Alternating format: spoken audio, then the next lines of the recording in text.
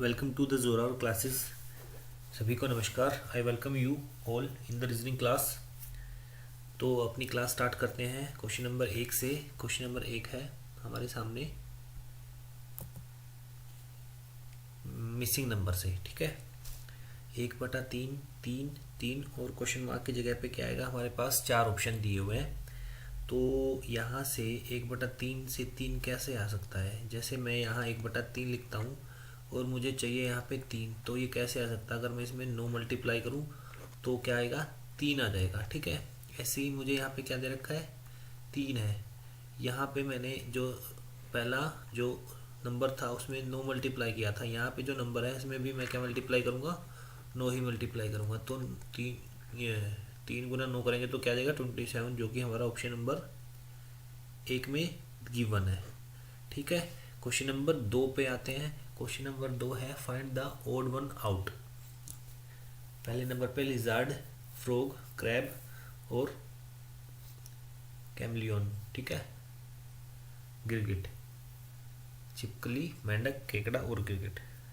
हाँ जी, तो यहाँ पे क्या है कि छिपकली, मेंढक, केकड़ा और गिरगिट है, तो इसमें इसका आंसर हो जाएगा हमारा मेंढक। क्योंकि मेंढक क्या है, एम्फीबियन है। क्या है ये, amphibian.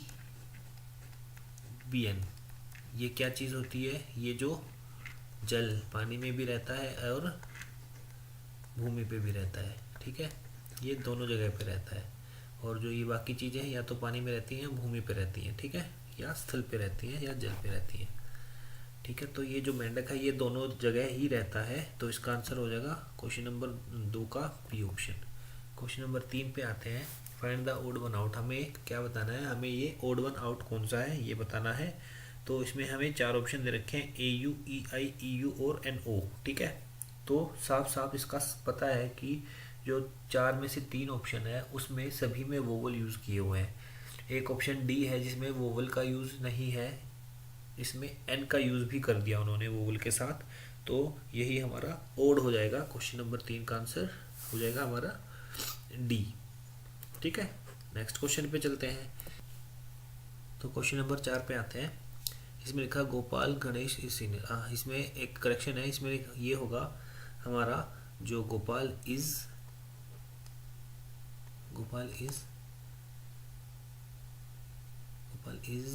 Senior to Ganesh this. ठीक है, ये Gopal is senior to Ganesh. तो जो गोपाल है वो गणेश से सीनियर है। ठीक है, तो सीनियर है तो हम गोपाल को ऊपर लिखते हैं और गणेश को हम इससे नीचे लिखते हैं। आगे बोलता है कि Ganesh is senior to Rohan. जो गणेश है वो सीनियर है किससे, रोहन से। जो गणेश है वो रोहन से सीनियर है। ठीक है, और Rohan is junior to Raju. देखो जो रोहन है वो जूनियर है किससे, राजू से। यानी कि राजू यहाँ भी हो सकता है और इससे ऊपर कहीं पे भी हो सकता है। आगे क्वेश्चन पे डिपेंड करता है कि क्वेश्चन क्या बोलते हैं। Raju is junior to Ganesh. जो राजू है वो गणेश से छोटा है। ये ठीक हो गई सीक्वेंस हमारी। ये कहाँ पे आएगा, इन दोनों के बीच में ही आएगा। तो इसमें पूछा who is the most senior. जो सबसे ज़्यादा बड़ा सीनियर है वो कौन हो जाएगा, हमारा गोपाल। तो इसका आंसर हमारा सी हो जाएगा। ठीक है, क्वेश्चन नंबर 4 के बाद क्वेश्चन नंबर 5 पे आते हैं। क्वेश्चन नंबर 5 में लिखा हुआ है 963, बीच में 2 है और 844 है। ऐसे ही 464 है, बीच में क्वेश्चन मार्क है, जो हमें बताना है कि यहाँ पे क्या आएगा। और 902 राइट में लिखा हुआ है। तो इनको हम कोशिश करते हैं, देखते हैं कि इनका क्या रिलेशन बनता है। अगर मैं इन सबको ऐड कर देता हूँ, 9 और 6 15, 15 और 3 क्या होता है हमारा 18 होता है। और मैं इनको भी ऐड करता हूँ तो ये क्या हो जाएगा, 8 और 4 12, 12 और 4 16। तो इनका डिफरेंस कितना आएगा, 2 के बराबर आएगा। ऐसे ही मैं इनको भी करता हूँ तो ये 6 4 10 और 4 14 और ये 9 और 2 11। इनका डिफरेंस कितना आएगा, 14 और 11 का 3 होता है, जो हमारा ऑप्शन सी दिया हुआ है। आसान था क्वेश्चन। नेक्स्ट क्वेश्चन की ओर, क्वेश्चन नंबर 6 पे चलते हैं। क्वेश्चन नंबर 6 पे दिया हुआ है EGIRUXJN और क्वेश्चन मार्क है, 4 ऑप्शन है। तो सबसे पहले क्या करते हैं, हमें कुछ समझ नहीं आता तो हम क्या करेंगे, इनकी नंबरिंग करेंगे। E5 जहाँ पे समझना है सबसे पहले जो इनकी नंबरिंग होती है वो नंबरिंग करते हैं। I 9 पे होता है, R 18 पे होता है, U 21 पे होता है, X 24 पे होता है, जे 10 पे होता है और ये 14 पे होता है। हमें ये बताना क्वेश्चन मार्क पे क्या आएगा। तो यहाँ देखते हैं रिलेशन, यहाँ 5 और 2 7 और 2 9, 2 का गैप है। यहाँ पे 8 और 3 11 और 3 24, यहाँ तो 18 और 3 21, 21 और 3 24। यहाँ पे 2 का गैप था, यहाँ पे 3 का गैप है। आगे वाले देखते हैं, यहाँ पे सिर्फ 4 का गैप है। सही है, सही सीक्वेंस चल रही है। 14 और 4 क्या हो जाएगा यहाँ पे 18, 18 ठीक है 18 हो जाएगा। और 18वें नंबर पे इंग्लिश अल्फ़ाबेट में क्या आता है, इंग्लिश अल्फ़ाबेट में 18 नंबर पे आर आता है, तो इसका ऑप्शन हो जाएगा बी, आर। ठीक है, नेक्स्ट क्वेश्चन, क्वेश्चन नंबर 7 पे चलते हैं। क्वेश्चन नंबर 7 में दिया है identify the answer figure to complete the matrix. Matrix को पूरा करने के लिए उत्तर चित्र की पहचान कीजिए। हमारे पास क्या है, प्रश्न आकृति दी हुई है, इसमें हमें पहचानना है कि जो 4 ऑप्शन है उसमें से कौन सा ऑप्शन सबसे सही होगा। देखो जो सबसे पहली लाइन है इसमें मुझे क्या दिख रहा है, सिमिलर। इसमें मुझे ये निशान दिख रहा है सिमिलर, काटा और ये एक सीधा निशान, ये तीनों लाइन में है, बिल्कुल है। इस लाइन में मुझे क्या दिख रहा है, इस लाइन में मुझे प्लस दिख रहा है सभी में, ठीक है, पहले वाले में भी, दूसरे बॉक्स में भी और तीसरे बॉक्स में भी।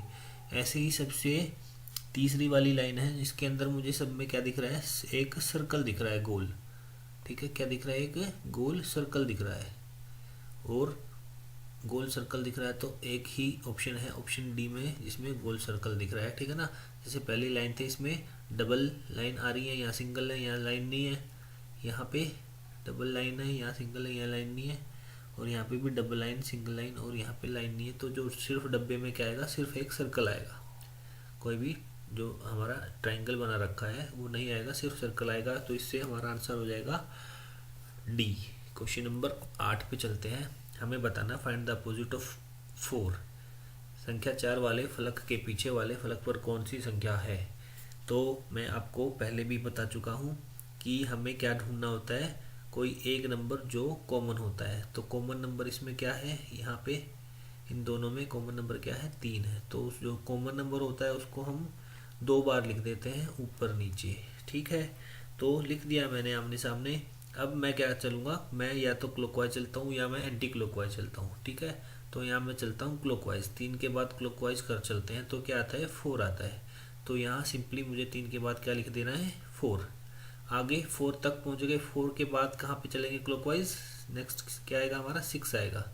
4 के बाद क्या आएगा, 6, तो 4 के बाद में यहाँ पे 6 लिख देंगे। आगे नेक्स्ट वाले डाइस में आते हैं तो 3 के बाद क्या आता है, 3 के बाद 1 आता है, ठीक है। तो हमने यहाँ 3 के बाद 1 लिख दिया। अब क्लॉकवाइज चलते हैं, 1 के बाद क्या आएगा, 2 आता है। तो 1 के बाद हमने यहाँ पे 2 लिख दिया। हमें क्या बताना था, ये 4 का अपोजिट हो गया, ये 6 का अपोजिट होगा, और जो 3 का अपोजिट होगा वो क्या होगा, बचा, जो बचा ये क्या बचा, 5 बचा। तो क्वेश्चन में पूछा है 4 का अपोजिट क्या होता है, तो 4 का अपोजिट क्या हो जाएगा, 1 हो जाएगा, और ऑप्शन नंबर ए ही इसका आंसर होगा। क्वेश्चन नंबर 8 के बाद क्वेश्चन नंबर 9 पे आते हैं। क्वेश्चन नंबर 9 में है find the relation between the 3 classes, ठीक है। स्टूडेंट, चिल्ड्रन, चिल्ड्रन की स्पेलिंग गलत है, CHILDREN होता है, ठीक है, इसको ठीक कर लीजिए, CHIL आएगा यहाँ पे, DREN होता है, बोर्ड्स। निम्न आरेखों में 3 वर्गों के बीच सर्वोत्तम संबंध ज्ञात कीजिए, छात्र, बच्चे और चिड़िया, ठीक है। तो हम क्या करते हैं, हम कोशिश करते हैं इसको पहले अपने आप से बनाने की। जो हमें 4 ऑप्शन दे रखे हैं उससे पहले हम अपने आप से इसको ट्राई करेंगे और फिर मैच करेंगे कि क्या बनता है। देखो जी, जो छात्र होते हैं और वो बच्चे होते हैं, ठीक है, और जो बच्चे होते हैं वो छात्र हो सकते हैं, ठीक है। छात्र बड़े भी हो सकते हैं, तो इसलिए ये पूरा एक दूसरे के अंदर नहीं आएगा, तो ये एक दूसरे को क्रॉस करके आएगा। यानी कि जो छात्र होते हैं वो बच्चे होते हैं, बिल्कुल सही बात है, बट वो बड़े भी हो सकते हैं, तो इसको हम क्रॉस करके लिखेंगे। और जो चिड़िया है वो तो इनसे इनका किसी का भी कोई लिंक नहीं है, ठीक है। तो इसका आंसर हमारा मैच कर रहा है बी ऑप्शन, 9th का ऑप्शन बी हमारा मैच कर रहा है। अब आते हैं हमारे आखिरी क्वेश्चन की ओर, क्वेश्चन नंबर 4 पे, ठीक है। इसमें क्या करना है, find the square in the picture. इस पिक्चर में कितने वर्ग हैं वो हमें फाइंड आउट करने हैं। तो हम काउंट करते हैं। सबसे पहले एक जो पहले वाला बॉक्स है इसको उठाते हैं, इसमें देखते हैं सबसे अंदर में एक स्क्वायर बन रहा है, उसके बाद दो स्क्वायर बन रहे हैं और उसके बाद एक और तीन स्क्वायर बन रहा है। ठीक है, तो इस पहले वाले बॉक्स में तीन स्क्वायर बन रहे हैं। ठीक है, ऐसे ही सेम बॉक्स यहाँ पे है, तो इसमें तीन बन रहे हैं, इसमें भी तीन बनेंगे, और जो ये नीचे वाला है इसमें भी तीन बनेंगे और इसमें भी तीन बनेंगे। ठीक है, तो ये बन जाएंगे हमारे तीन और तीन छः यहाँ पे बनेंगे और छः नीचे बनेंगे, तो टोटल हमारे हो जाएंगे 12। बट अभी इसमें एक स्क्वायर और दिख रहा है मुझे, जो सबसे बड़े वाला है, ये वाला, ये लाइन और ये लाइन बना करके क्या है, एक स्क्वायर और बनाती है। तो यहाँ पे हम 12 और एक 13 लिखेंगे, जो कि हमारा टोटल स्क्वायर बन जाएंगे। ऑप्शन बी में हमें दिया हुआ है कि ये जो टोटल है इसका 13 स्क्वायर कुल मिला करके बनाएगी ये फोटो। ठीक है, तो आई होप आप लोगों को ये क्लास अच्छी लगी होगी और आपने अपना स्कोर भी मैच किया होगा। जिसने अपना स्कोर 10/10 है या जितने भी स्कोर आपने यहाँ पे बनाया है वो हमें कमेंट बॉक्स में ज़रूर लिखिए, ताकि हमें पता लगे कि आपकी स्टडी कैसी चल रही है, और आपको में कोई कमी है तो हम उसको भी आपको बताएंगे, मोटिवेट करेंगे, ताकि आप जो आप जिस चीज़ की तैयारी कर रहे हैं उसमें आपको हेल्प मिले। ठीक है, तो नेक्स्ट क्लास तक के लिए जय हिंद जय भारत। अगली क्लास में फिर मिलते हैं, तब तक के लिए बाय बाय।